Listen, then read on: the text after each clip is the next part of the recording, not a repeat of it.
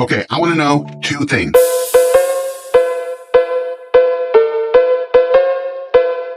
Number one, did you use AI in social work last year? And number two, are you going to use AI this year? Now, whether the answer is yes or no, I want to offer you this free resource before I get started. If you go to this link or somewhere in the description of this video, you'll see a link for a free 30-page guide that's a framework for using AI in social work. It costs you absolutely nothing. There's lots of information. I'm going to talk about some of it in this video and upcoming videos, but I want to make sure you have that resource. So click on the link, check it out, and see if AI is right for you this year in your practice. The other big news that I have, because I haven't made a video here in quite some time now, is that we just made the biggest upgrade to the Social Work Magic AI tool that we've done since it's been in existence. I'm not going to talk about it in this video. I will in a future video, so make sure you subscribe or follow. But you can go to socialworkmagic.com right now and check it out. Let me just give you the quick rundown though. Now you can build your own personalized library, an infinite number of questions or prompts that you submit on a regular basis to AI so that you don't have to keep asking the same thing over and over. They're saved for you. You can use them whenever you need them right out of your own library, but that'll be in another video. Let's get into this one. So this is something that I hear all the time, and I've heard it pretty regularly for the past year. It's some version of AI doesn't work. AI is always wrong. AI has no place in social work. It's unethical. There's a lot of things that I've heard over the past year, and there's some validity to some of those things. And obviously everyone's thoughts or perceptions about the technology are valid. But remember that framework and that free guide I mentioned? Well, in that framework, there are 6 pillars that I've developed that I think if you follow them, you will see that you can responsibly use AI in social work, and it can greatly streamline your work and save you a lot of time, energy, and undue stress. So let me go over the first pillar of practical and responsible AI use in social work. So in my experience, I think that the reason why a lot of people believe that AI is not giving them the answer that they want, or it's not appropriate to use it in the field or in the work, is because those people see AI as something that they're going to ask a question to, the AI will produce a response, and that response will be used as is in the practice, whether you're writing a report or trying to develop questions for an interview or doing an assessment. Whatever the AI produces, the people who have this belief think that that's just what you're going to use as is. That, my friends, is a problem. Because you see, pillar number 1 is just this. AI is a tool. It's not the answer to everything. So if and when you decide to use AI in the work that you do day to day, you have to remember that AI is meant to be a complement to your work or a supplement. It's not meant to replace the work that you do. It's not capable, at least at this time, of replacing the work that a human social worker can do. So it's meant to be used as something that can support you, but not do your work for you. Now, if you're a person who thinks that that's the way AI is being used, that people are just using it to do the work for them, then you probably have a misperception about how it's being used. Number one, my belief is that most professional social workers understand their obligation to their professionalism, to the work that they do, and they know that they can't use those responses out of the box as is in the work that they do. But number two, the answers that you get, although amazing and very appropriate and often surprisingly insightful and thoughtful, those answers you'll come to see are not quite ready to be just used as is. They need a social worker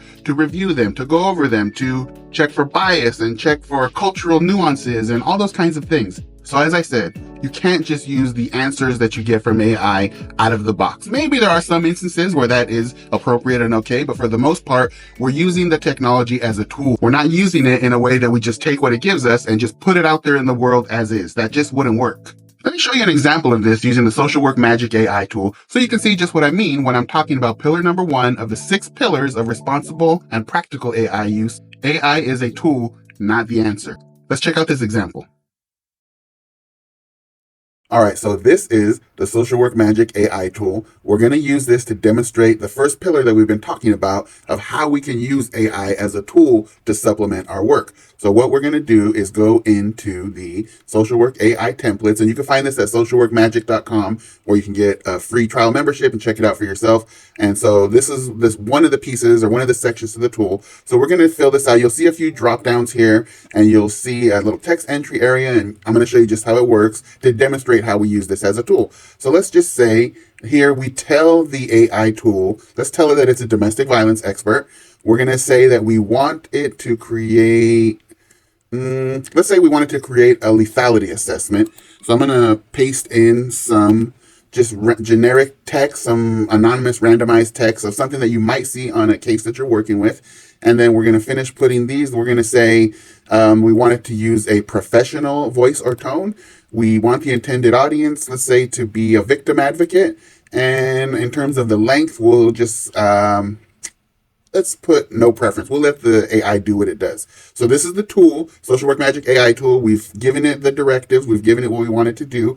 And now let's go ahead and submit this. And you can save it in the pro version, and there's other stuff that you can do. I'll be demonstrating the Social Work Magic AI tool in more detail in a different video. But for now, let's go ahead and submit this.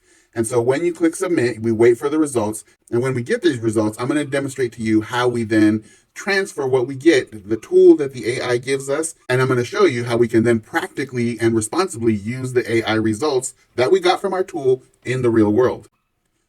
Okay, so here are the results. So if you pause this and read through it, I'm sure you'll see that it is legitimate response. It is a lot of good stuff to work with. I'm not going to read it right now, but what we will do then, so we gave the AI the instructions of what we wanted to do using the parameters of the Social Work Magic AI tool.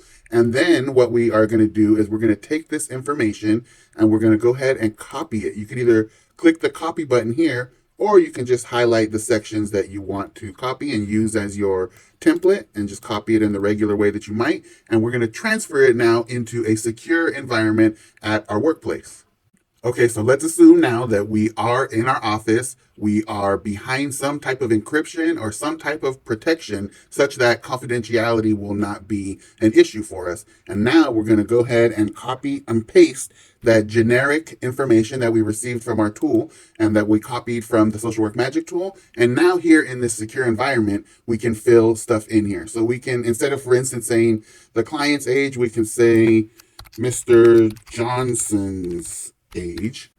And we can also tailor the specifics of the situation to be more accurate. So for instance, here on this line, the client's progress in the domestic violence class is a positive sign. Maybe we would add something in our secure environment in the office, something like, however, attendance continues to be an issue.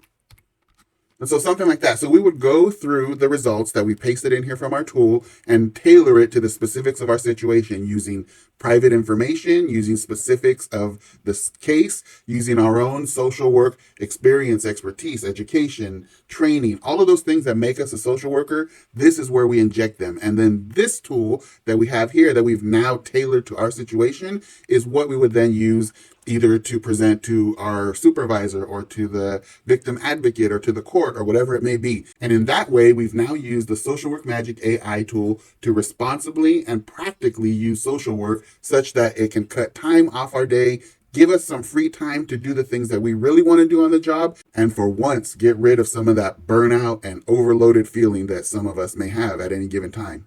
So I hope that helped you to see that AI, although it can produce very helpful, very insightful, very professional answers and responses to the things that you need, it still needs your work as a professional social worker or helping professional. Whether you're a counselor, a therapist, a case manager, no matter who you are, if you're integrating AI into your practice, you have to keep that in mind. AI is a tool, it's not the answer.